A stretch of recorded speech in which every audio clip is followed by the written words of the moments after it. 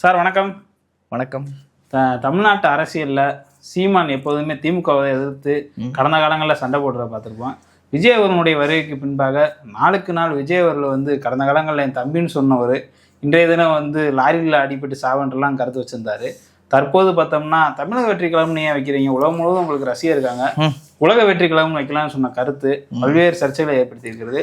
சீமானை நோக்கி விஜய் அவர்களுடைய தொண்டர்கள்லாம் உங்களை போன்ற சில பேர் தான் பார்த்தீங்கன்னா திமுகவுக்கு எதிராக பேசியிருந்தார், வச்சிருந்தாரு. திமுக அதுக்கு அருகதே கிடையாது. சீமான் திமுக எதிர்ப்பதற்கோ திமுகவுக்கு நிகரானதோ திமுகவுக்கு சரிநிகராகவோ நிற்கக்கூடிய ஆள் கிடையாது சீமான்.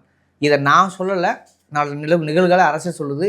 கிட்டத்தட்ட 15 வருஷம் ஆச்சு சீமான் இந்த அரசியல் களத்துக்கு ஒரு நாள் ஒரு பொழுது கூட நம்மளுடைய சிஎம் மு.க. ஸ்டாலின் அவர்கள் சீமான் என்று ஒரு வார்த்தை சொல்லி விமர்சித்ததில்லை, பேசியதில்லை, கண்டுகொள்ளவே இல்லை. இப்படி ஒரு நாய் ஊட போய் வருதா அப்படின்னு கூட தெரியல. அப்படித்தான் சீமானோட அரசியல் வளர்ச்சி. சீமான் இப்போ உண்மையிலேயே அவரோட எதிரியை கண்டுபிடிச்சிட்டார். அவங்க நம்ம இப்படி சொல்ல போல கிடையாது அப்படின்னு நடிப்பில் விஜயை எதிரியாக கண்டுபிடிச்சாராங்க. அவர் சீமானுக்கு உண்மையான எதிரிகள்னா எங்களை போன்ற யூடியூப் சேனல்கள், அதே மாதிரி விஜய் கட்சிக்காரங்க. இன்றைக்கி இதுதான் அவங்களுக்கு எப்பவுமே. ஏன்னா ஒரு ஆன்லைன் அதிபர்னு இருக்காங்க சொல்கிறாரு, அதுக்கு பொருத்தமான ஆள் சீமான். ஆன்லைன் அதிபரில் யார் கிங்காக இருக்கிறது? விஜய் ரசிகர் இருக்காங்க. அதுக்கு அடுத்த யூடியூப் சேனல்ஸ் நிறையா இருக்காங்க. அவங்களுக்கும் நிகராக யூடியூப் சேனல் நிறையா வச்சுருக்காங்க. இந்த கோஷ்டிப்பு சொல்லிருக்கு இல்லையா, இதுக்குத்தான் சீமான் சரியான லாயக்கான ஆள். எப்படியாவது நமக்கு தம்பி நமக்கு ஒரு இலையை போடுவார், நம்ம கொஞ்சம் உட்காந்து சாப்பிட்லாம்னு சொல்லி கூட்டணி. என் தம்பி என்னை எதிர்த்து பேசினா கூட நான் தம்பி கண்டுக்க மாட்டேன், கொள்கை என்ன வந்தால் கூட பரவாயில்லங்க, இந்த வாய் தானே சொன்னிச்சு. இன்றைக்கி அதே வாய் அண்ணனாக இருந்தாலும் தம்பியாக இருந்தாலும் விட மாட்டோம்டா, அதே நீ நடுவில் நிற்காரா லாரி விட்டு அடிச்சு போண்டான்னு சொல்லுது. எவ்வளவு கேவலமான வக்ரமான ஒரு வாய் வாடகைக்கு பேசக்கூடிய ஒரு வாய் செவடாளுடைய நபருங்கிறதுக்கு சீமானோட பேச்சு உதாரணம். கொஞ்சம் ஒரு வாரம் கூட தாக்கு பிடிக்காத அவரோட பேச்சு. அந்த ஆள் மாறி மாறி பேசுவார். அது ஒரு பிழைப்புவாதிங்கிறதுக்கு அடையாளம் தான் இன்றைக்கி விஜய் இந்த அளவுக்கு பேசிக்கிறது. அவர் என்ன சொல்கிறார், யாராக இருக்கட்டும், எந்த கட்சியாக இருக்கட்டுமே, சாதி மதம் மொழி இதுக்கு அப்பாற்பட்டு மக்களை வாழ வைக்க வேண்டும் பேசுவது இயல்பு. அதில் உண்மையாக இருக்காங்க சரியாக இருக்காங்கன்றதை தாண்டி அதான் இயல்பு. இந்த மாதிரி ஆட்களை தான் மொழியை வச்சுக்கிட்டு வந்தேரி கொல்ட்டி நான் லேப்டாப் டெஸ்ட் வச்சுருக்கேன், வாங்க ஒரு ஆளாக சிப்பை தரங்க அப்படின்னு சொல்லக்கூடிய கேவலமாக அரசியல் பண்ணது யார் தெரியுமா?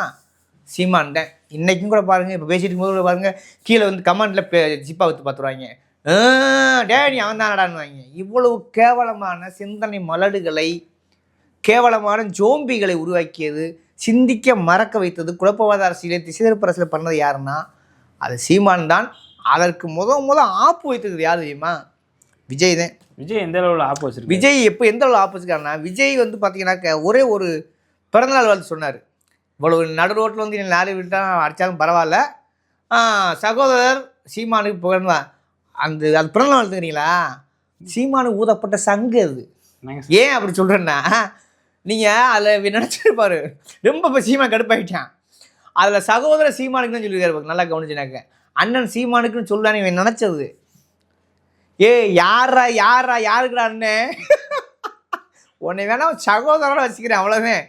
சகோதரனுக்கு பொருள் தம்பியாகவும் இருக்கலாம் அண்ணனாக இருக்கலாம், புரிஞ்சா அவங்களுக்கு? அப்போ சகோதரனை சமமாக வச்சுட்டார் சீமானை.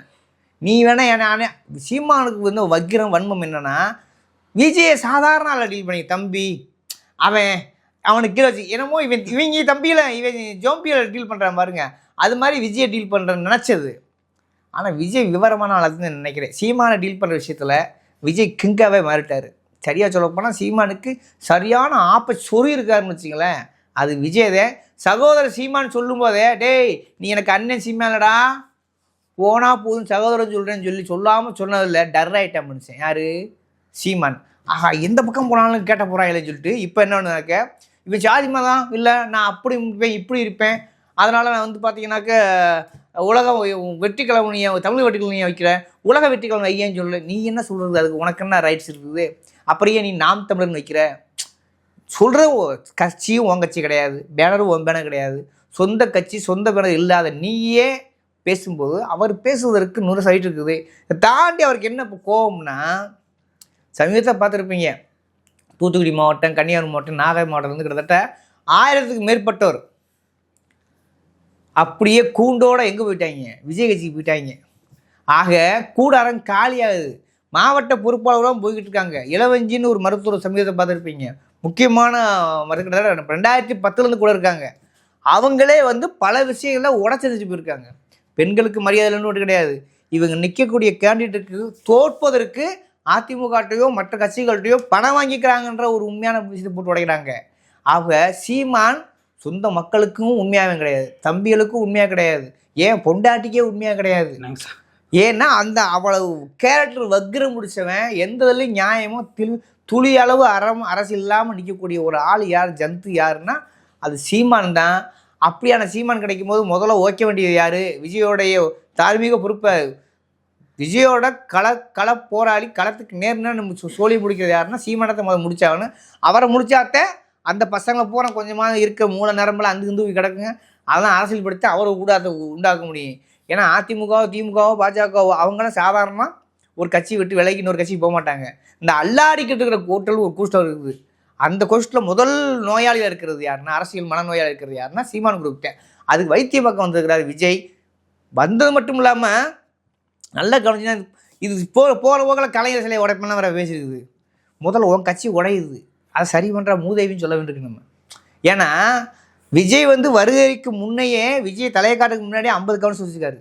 இந்த ஆள் ஒரு கவுன்சிலுக்கு வாய்ப்பு இல்லை. முதல் கவுன்சிலர் ஆகி அப்புறம் முதலமைச்சர் ஆகி நீ கலைஞர் சிலையை பேனசில் உடைக்கலாம். உடையக்கூடிய உன் கட்சியை காப்பாற்றலாம் மூதேவின்னு சொல்ல வேண்டியது. அதை வந்து விஜய் செவ்வனே செய்கிறார். சரியாக சொல்ல வேண்டுமானால் உயிரோட அரசியல் வாழ்க்கைக்கு சமாதி கட்டி கொண்டிருக்கிறார் சீமானுக்கு விஜய். அதில் கொத்தனா வேலையை பார்த்துக்கிறது யார் தெரியுமா? இதுதான் ஹைலைட்டான மேட்ரு. யாருங்க சார்? சாட்டை திருமணம் இனிமன் கார்த்திக்கு விஜய்க்கு கொத்தனா வேலை பார்த்துட்டு இருக்காங்க அண்ணனுக்கு சமாதி கட்டுறதுக்கு. அந்த அளவுக்கு இவங்கள அறியாமி இவங்க உள்ளே நீயா நானான்னு உள்ளுக்குள்ளேயே அவங்க அண்ணனுக்கே அவன் உண்மையாக இல்லை, அவங்க கட்சிக்காரனுக்கு உண்மையாக இல்லை. ஆடியோ வீடியோ கூட வெளியேறுதுல. எப்படி வெளியேறுது? வெளியே வேறு வேட்டில் வெளியிட்டிருக்காங்களா? அப்போ இது சொந்த கட்சிக்கு உண்மையாக இல்லை, சொந்த கட்சி பெண்களுக்கும் உண்மையாக இல்லை, அண்ணன் தம்பிக்கு உண்மையாக, தம்பி அண்ணனுக்கு உண்மையாக இல்லை. அப்படி எதுக்குமே உண்மையாக இல்லாதவன் எப்படி விஜய்க்கு மட்டும் உண்மையாக இருக்க வாய்ப்பு இருக்குது? விஜய்க்கு சொல்லித்தரா வேணும். விஜய்க்கு யார் ஸ்கிரிப்ட் எழுதி கொடுத்தாலும் அவங்க சரியாக எழுதி கொடுக்குறாங்க. முதல்ல சீமான சோழிய முடிங்கன்னு சொல்லிட்டாங்க. அதனால் அவர் சமாதி கட்ட வேலையை விஜய் செவ்வனே செய்கிறார். 2026க்குள்ளே சீமான் சீவ சமாதி அடைவது உறுதி. இதுனா பார்த்தா கூட கன்னியாகுமரியில் கூட ஒரு பள்ளிவாசல் அருகே மேடை போட்டது நாம் தமிழர் கட்சியை வந்து அந்த மக்கள் கூட விரட்டி அடிச்சு நம்ம பார்க்க முடியுது. அதை இந்த கருத்தை எப்படி சார் பார்க்கலாம்? ஒரு ஜனநாயக நாட்டில் அப்படி ஒரு கருத்து உரிமை கூட இல்லையா? ஜனநாயக நாட்டில் ஜனநாயக கட்சிகள் வந்து மேடை ஓடுறது கேட்கலாம் உண்மை. இவங்க தான் சர்வதேச பாசிச கட்சியாக மாட்டாங்கல்ல. எந்த கட்சி நான் தான் திரும்ப சொல்லிட்டேன், அவங்க கட்சிக்கு உண்மையாக இருக்கிறதில்ல, அவங்க தொடருக்கே உண்மையாக இருக்கிறதில்ல. எப்படி வந்து அந்த ஜனங்களுக்கு உண்மையாக இருப்பாங்க? ஜனநாயகத்தை பேசுறதுக்கு ஒரு அரசியல் நாகரிகம் வேணுமா இல்லையா? ஜனநாயகத்தை பற்றி என்னைக்காவது சீமானுக்கு பாடம் எடுக்கும்போது அது கேட்டிருக்காது. அது ஜனத்தை அது வாய்க்கு வந்தபடி பேசிக்கிட்டு இருக்கோம். இன்னதும் இல்லாமல் மான மரியாதைலாம் பேசிக்கிட்டு இருக்கோம். அதில் எப்படி ஜனத்தை எதிர்பார்க்க முடியும்? அப்போ ஜனங்களை அவர்கள் விரட்டி எடுப்பது சரி. இங்கே மட்டும் இல்லை, இனிமேல் எந்த ஏரியாவுக்கு போனாலும் இனி சீமானுக்கு செருப்புடுங்கிறது உறுதி. ஏன்னா செருப்பு தூக்கி காட்டின ஒரு அரசியல்வாதிக்கு செருப்பத்தை மக்கள் காட்டுவார்கள். அந்த நாகரிகம் அணுகுமுறை எதுவுமே இல்லாத சீமான். அதனால் தொடர்ந்து எல்லா இடங்கள்லையும் நீ வந்து விரட்டு பெறுவதுமே ஆச்சரியப்பட கிடையாது. விஜய் அந்த வேலை துவங்கி வச்சுட்டாரு. அதன் ஒரு வகையில் தான் அது வந்து குடிச்சிட்டு மப்புல என்னத்தை பேசுறதுலான்னு தெரியாமல் வேதனையில வெம்புலையும் தண்ணி அடித்து உடம்பு மனசை மாற்றிக்கிட்டு இருக்குது. அதன் வழியாக தான் பேசிக்கிட்டு இருக்குது. அந்த ஜந்து கூடிய விரைவில் 2020 காலியாகும். அடுத்து பேசதான் கண்டுருக்கான்னு நினைக்கிறேன். பரவாயில்ல, ஒரு ஜந்து சோழி முடிச்சு வைப்போம் போல. நன்றி சார். நன்றி.